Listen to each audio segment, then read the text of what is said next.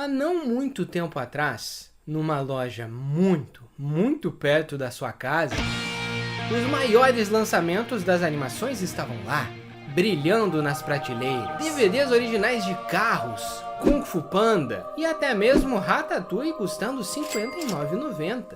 Porém, bem ao lado deles, tinham outros grandes lançamentos chamados de Ursinho da Pesada, Os Carrinhos e Ratatouille.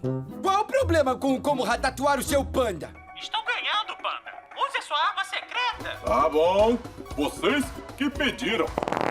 E aí você colocava esse bendito DVD na sua TV de tubo, já estranhando a capa, e percebia que aquilo era uma cópia descarada chamada Os Carrinhos. Com certeza isso é um filme pirata. E o mais curioso de tudo, a Vídeo Brinquedo e Os Carrinhos só existem por conta de uma treta entre a Lojas Americanas e a Disney. A Lojas Americanas brigou com a Disney e surgiu Os Carrinhos. A Americanas pediu acho que 100 mil cópias antecipado, né? Eles me chamaram lá e falaram, olha Marco, a onda agora vai ser carros. E nós estamos brigados com a Disney. A gente teve um problema comercial aqui e tal. O que você consegue fazer, né? Vamos lá conhecer o submundo das cópias descaradas de animações. Por favor, minha gente, sejam mais originais. Olá, eu sou Matheus Jusinski, Jusenei, e esse vídeo daqui, ele não tem como objetivo comparar as cópias descaradas com o filme original, sabe? Ah, os carrinhos é esse e esse aqui é o carro, sabe? Todo mundo já fez esse vídeo no YouTube, é um vídeo manjado. O meu foco aqui é desvendar como que essas animações piratas surgiram, como que elas dominaram o mercado e como que as empresas, que nem Vídeo Brinquedo, por exemplo, ou até a The Asylum, que é uma empresa gringa, enriqueceram com isso. O termo original para esses filmes, cópias descaradas, na verdade é mockbuster. Mockbuster seria tipo uma versão genérica ou muito similar a um blockbuster. Um blockbuster seria o B-Movie, mockbuster seria Abelhinhas. O blockbuster seria Coraline, o mockbuster seria Caroline. E sim, esse filme existe. É verdade. E o objetivo desses mockbusters é o quê? É você identificar um grande lançamento de uma empresa e com o menor dinheiro possível, a menor verba, tentar fazer algo no mesmo tema. Então, por exemplo, vai lançar lá o Kung Fu Panda, então eu vou fazer o Ursinho da Pesada, que não vai ter a mesma história, mas vai ter um panda, e por conta disso as pessoas podem achar que é o mesmo filme, porque panda vai estar em alta. E isso não é crime, galera. Cala a boca, seu idiota! Não é crime, por exemplo, você criar um filme chamado Léo, o Rei Leão, com o Léo lá em cima, bem pequenininho, o Rei Leão embaixo, estampado, e lançar na mesma época que a Disney. Não é crime porque você tá contando uma história de leão. E a Disney não inventou leão, ela não inventou a selva. Você criou o Léo, o Rei Leão. Mesma coisa de Carros e os Carrinhos. Carros não foi a Pixar que inventou. Então você pode criar um filme de carros. Carros que falam e de baixo orçamento. Só que você vai acabar sendo mal visto, né? Porque as pessoas vão acusar você de cópia, querendo ou não. Vão dizer que você não tem criatividade? Acho que você tem razão. Tipo, esse daqui, ó. Esse daqui é o meu livro. Era uma vez um mistério no tempo. E esse daqui é o livro Pirata do Imaginário. O título é Um Cara que Consegue Entrar e Alterar Animações, né? Olha só, é igual ao meu livro. O meu livro é sobre o Eloy que encontra a TV e entra dentro dos filmes favoritos. O do Imaginário é um cara que entra dentro das animações. É igual. O dele é um mockbuster, entendeu? Ele tá me copiando. Não é ético, entendeu, Imaginário? Não é ético me copiar. Eu não sou Jusenei, eu não sou maluco. Então é isso que muitas empresas faziam, como a Filmation, a Good Times, a Jingle Pictures e até mesmo a Vídeo Brinquedo. Fizeram muito dinheiro se inspirando em animações famosas e aproveitando do marketing dela lá nos anos 90 e anos 2000. Então é uma história bem legal de como tudo isso surgiu. Deixa o like porque é um vídeo super exclusivo aqui do canal, né? Eu não vi ninguém na internet falar sobre a origem de tudo isso e como essas empresas enriqueceram. E assim você sempre vai receber os vídeos. E lembrando, não compre o livro Pirata do Imaginário, tá? Se você for comprar um livro na livraria, quer presentear alguém de Natal, compre o meu livro Era Uma Vez um Mistério no Tempo, porque vai lançar o 2. Era Uma Vez um Mistério no Tempo 2, O Outro Mundo, tá confirmado pra 2026, lança em março. E até lá você pode aproveitar e comprar um Mistério no Tempo 1, né? O QR Code tá aparecendo aqui na tela, tem link na descrição. Você lê, já presentear as pessoas, né? De Natal também, Páscoa, no Carnaval, de férias, uma história em quadrinhos, muito fácil de ler. Como eu falei, QR Code na tela ou link na descrição. Vídeo Brinquedo. Os mockbusters, eles não começaram aqui no Brasil. Mas eu quis iniciar o vídeo por aqui, por essa página, porque primeiro a Vídeo Brinquedo, ela ajudou a popularizar o Brasil lá fora. A gente é conhecido por muitas pessoas lá fora pela Vídeo Brinquedo. Isso é maluquice, galera. Os Carrinhos provavelmente é o filme brasileiro mais vendido da história. Eu não tô brincando, é sério. Foi muito DVD vendido. Tenho segurança de te falar que é o filme brasileiro que mais foi visto, que mais vendeu DVD, que mais vendeu fora do Brasil. Nossa. Não é o melhor, mas é o mais vendido. E essa história, ela começou aqui no Brasil de uma maneira bem engraçada, bem até mesmo polêmica, né? A Vídeo Brinquedo, ela foi fundada nos anos 90, e ela era chamada de Spot Films, uma empresa que vendia e distribuía DVDs, né, no Brasil inteiro. Eles já distribuíram Super Mario Bros, Luluzinha, né, todos os desenhos animados. Nessa época eles não faziam os desenhos, eles distribuíam eles no Brasil. Só que em 2004 tudo mudou, porque em 2003 tinha lançado Procurando Nemo. E coincidentemente a Spot Films, ela estava distribuindo uma animação de um peixe, e foi chamada de Reino Submarino, que não tem absolutamente nada a ver com Procurando Nemo. Só que pelo fato do peixe ser laranja e aparecer na capa, as pessoas olhavam e pensavam, nossa, deve ser legal, porque eu gostei de Procurando Nemo. De fato, não era um filme que era um blockbuster ainda na época. As pessoas compravam e a Vídeo Brinquedo, ela ganhou um dinheiro legal, né? Ela ganhou um dinheiro legal. Eles perceberam, opa, peraí, se as pessoas, elas estão achando que esse filme aqui é Procurando Nemo, e se a gente fizesse os nossos próprios filmes e vendesse no Brasil? Sabe, quando for lançar o Carros, a gente faz os carrinhos. Quando for lançar Ratatouille, a gente faz o nosso. Mas pra essa ideia funcionar, tinha que ter alguém pra distribuir o filme no Brasil inteiro. E é aí que essa história fica maluca. A Vídeo Brinquedo e os carrinhos, eles só existem por conta das lojas americanas. A Americanas vendeu, acho que 100 mil cópias antecipado, né? Eles me chamaram lá e falaram, olha, Marco, a onda agora vai ser carros. E nós estamos brigados com a Disney. Na época, a loja da Americanas, ela tinha boa parte do mercado de varejo de DVDs. E o ano era 2005, 2006, e a gente não sabe exatamente qual que foi a treta, mas segundo o Michael Botana, que é um dos donos da Vídeo Brinquedo, falou num podcast em 2023 que a Lojas Americanas se desentendeu com a Disney. O cara da Lojas Americanas sugeriu que eles fizessem um filme de carrinhos. Por quê? Porque carros ia estar em alta. Carros eu não vou fazer, mas eu tenho vontade de fazer um desenho sobre carrinhos. Aí ele falou, faz que eu compro. Tinha acho que 7 meses antes do lançamento de carros no cinema. E a Lojas Americanas queria que a Vídeo Brinquedo fizesse isso porque ele estava tretado com a Disney. Olha que loucura, não sou eu que tô falando isso, galera. É o dono, um dos donos da Vídeo Brinquedo. Tá? Essa história é fofoca. Você não estava falando sério, estava? Estava sim.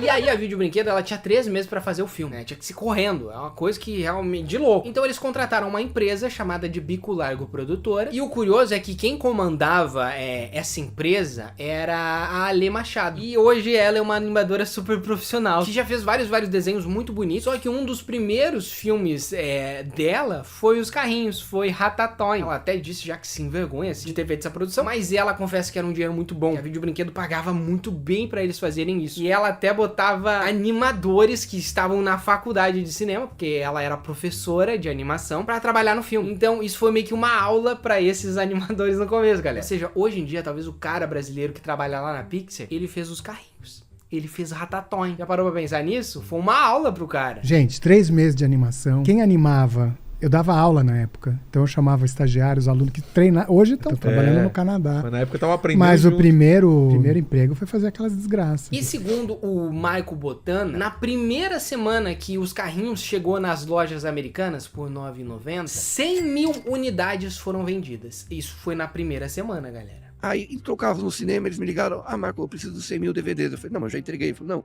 de Mais novo, 100 mil. mais 100 mil. Aí ele falou, e já programa mais 100 mil pra semana que vem. Nossa. Ou seja, a gente vendeu em 30 dias 1 milhão de DVDs.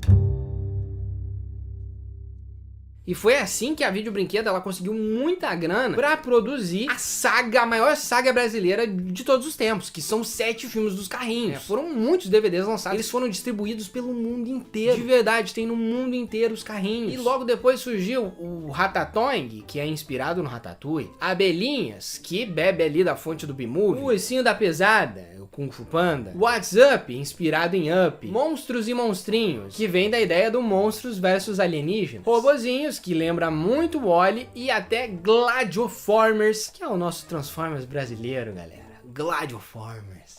Venderam fora. Se você colocar Little Cars, tem no Tem mundo tudo bom, todo. cara. Eu acho que no Brasil passou 1 milhão. Então, se você considerar, cara, esse é o filme brasileiro mais vendido e talvez o mais famoso no mundo inteiro. Provavelmente. Pelo menos de animação, né? Se a gente considerar. E segundo estimativas, né? Não dá pra fazer um balanço exato. A Vídeo Brinquedo teria faturado de 20 a 80 milhões de reais fazendo esses filmes. E você que tá curioso pra saber se a Disney não processou, se a Pixar não processou, nunca houve nenhuma tentativa de processo, nem mesmo ameaça, porque, segundo fontes, a Disney perderia tempo processando um mercado que é muito pequeno pra ela. Segundo, porque, como eu falei, isso não é um crime. Então, eles acabariam perdendo como já perderam muitas vezes. A Disney, ela já processou empresas que ela alegou de cópia e ela perdeu. E a história vai ficando mais interessante, porque agora a gente falou aqui do Brasil, mas vamos voltar para os primórdios disso, quando tudo começou.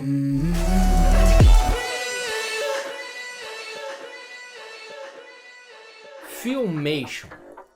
A Filmation é conhecida como a mãe dos mockbusters, né? Foi a que deu o start nesse mercado. Essa empresa, lá nos anos 80, ela percebeu uma coisa que ninguém tinha percebido. Ela tem uma sacada visionária. Só que hoje em dia ela tá falida, tá? Mas na época ela foi visionária. A Filmation Associates, eles faziam animações que eram baratas, mas famosas pra TV, né? Tipo, teve o He-Man, a She-Ra e até mesmo o Tom e Jerry da Filmation, né? Que foi uma era que o Tom e Jerry ele ficou mais barato, né? Era mais barato de fazer os filmes com a Filmation, as animações e tudo mais. Só que a animação é um mercado muito complicado, né? Porque você tem, tipo, a Disney e aí você tem as outras empresas ali na época, principalmente nos 80 e 90. Quem dominava o mercado das animações era a Disney. E aí, essas empresas, elas não conseguiam faturar tanta grana e produzir ao mesmo tempo, porque a animação leva tempo. Né, leva bastante tempo. Foi quando alguém dentro da Filmation teve uma ideia brilhante. E se a gente fizesse continuações dos filmes da Disney e enganasse as pessoas? Sabe? Tipo, é uma continuação, mas não é um filme da Disney. E nessa época a Disney não fazia continuação, cara. Então a Filmation pensou,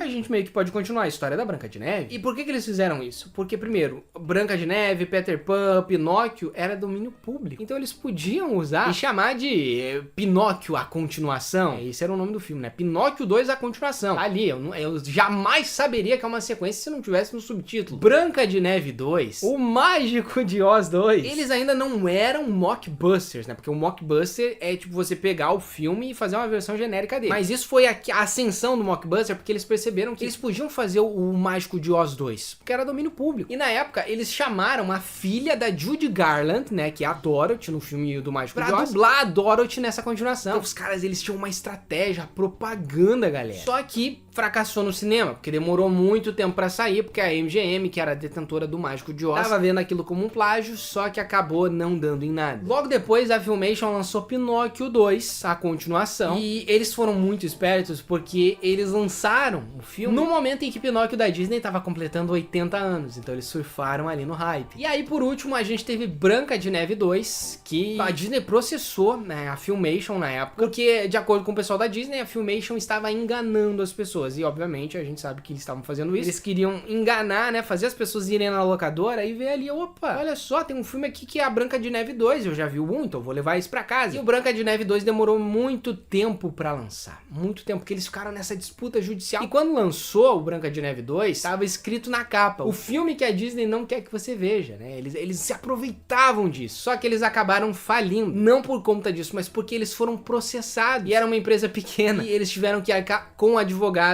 e acabou que não compensava mais continuar fazendo animações. Porém, a sementinha estava plantada. E isso foi o gás para que outras empresas começassem a perceber que elas podiam surfar na onda dos filmes da Disney. Principalmente da Disney, galera. É impressionante. Também, porque ela dominava o mercado na época, né? Então é aí que surgem duas grandes empresas que ficaram muito famosas por copiar a Disney, como a Jingle Pictures, que parece Disney Pictures, né? Que é uma empresa alemã, e a Good Times Entertainment, que faziam uns mockbusters até que bem caprichadinhos. E aí, como tinham surgido as locadoras, elas bombaram nos anos 70, 80 e 90, essas empresas perceberam que a maioria não tinha acesso à internet, e olhar ali o filme Léo, o Rei Leão, bem grandão, e pensar, deve ser o Rei Leão da Disney, né? Então foi isso que essas empresas começaram a fazer. Era um genérico que parecia o original. Então os donos da Good Times, que eram os irmãos Carey, eles começaram a ver que a Disney tava bombando nos anos 90, né? Lançando Pequena Sereia, Aladdin, e aí eles pensaram, peraí, se a Disney vai lançar Aladdin,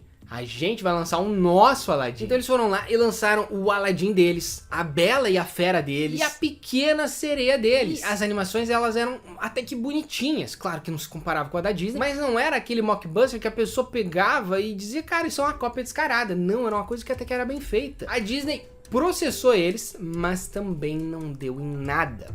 Não deu em nada, galera. O máximo que a juíza falou foi que, tá, vocês têm que deixar mais explícito na capa que não é um filme da Disney. E eles fizeram isso. E acabou que essa empresa, hoje em dia, ela já não faz mais filmes, mas ela nunca faliu. Na verdade, os donos dela, os irmãos Kane, se aposentaram milionários também. I went and made a Beauty and the Beast. I made it before they made it, and a week or two before they released it to the public, I released it first, went on the back of their millions of dollars of advertising. I didn't spend a penny, and I sold a ton of them. O fim das cópias descaradas. Você provavelmente já deve ter percebido que as cópias descaradas de animações, os mockbusters, eles acabaram, né? Bom, a grande maioria sim, a grande maioria acabou. Principalmente porque as locadoras acabaram, né? Os DVDs, eles não são mais tão populares. E com a chegada do streaming, um mockbuster não é tão atrativo, né? Você tem muita opção, lançando todo dia um filme. Mockbuster era tipo uma coisa que você era enganado. Você ia achando que era o filme e não era. Só que com a chegada da Netflix, Disney Plus, Amazon Prime, ficou mais fácil de você encontrar os filmes que você queria. E principalmente com o YouTube, com o TikTok, o Instagram, a galera começou a fazer review desses filmes e eles começaram a virar chacota. Então as empresas investiam e ninguém mais comprava, porque, cara, eu sei que isso é uma cópia, eu sei que isso é um filme de baixo orçamento feito pra me enganar. E principalmente os pais hoje, eles pesquisam muito o que eles vão comprar pros filhos, né? Não era que nem, vou ver aqui Ratatouille, deve ser o Ratatouille que meu filho pediu, leva pra casa. Não era uma cópia descarada. Hoje o pai, ele vai ver, mas que filme é esse? Qual que é a avaliação? Quanto que custa? De onde é que vem? Não tinha essas coisas na época. Hoje em dia a gente já tá bem mais vacinado. Até meados ali, a gente pode botar de 2013, foi lançada uma cópia chamada de Frozen Land, e essa a Disney, ela conseguiu vencer. E muitas empresas começaram a, opa, peraí, a Disney conseguiu ganhar um processo, é melhor a gente não mexer mais nesse ninho de abelha, porque pode dar ruim. E outras empresas, como a The Asylum, elas continuam fazendo mockbusters, só que não de animações, né? São filmes que nem Sharknado, que tem público pra isso. Algumas pessoas gostam de ver essas coisas mais toscas. Porém, com o surgimento da inteligência artificial, nada impede de que animações, mockbusters, voltem a surgir. Sabe, nada impede. Talvez num futuro não tão distante a gente veja novas cópias surgindo no próprio YouTube. No próprio YouTube podem surgir cópias e se tornarem famosas. E os donos venderem produtos licenciados disso. Virar mais um esquema milionário que pode enriquecer várias pessoas. Mas enquanto isso, os mockbusters, né, as cópias descaradas de animações, tiveram o seu fim. Ah, não, isso não pode ser, isso não pode estar acontecendo comigo. Se você chegou até o fim desse vídeo, comenta Tony Tunado, né, o nosso relâmpago Marquinhos brasileiro. Comenta aqui que eu sei que você chegou até o fim. E se você curte séries, animações, se inscreve aqui no canal que você vai se divertir pra caramba, tá bom? A gente se vê no próximo vídeo. Tchau!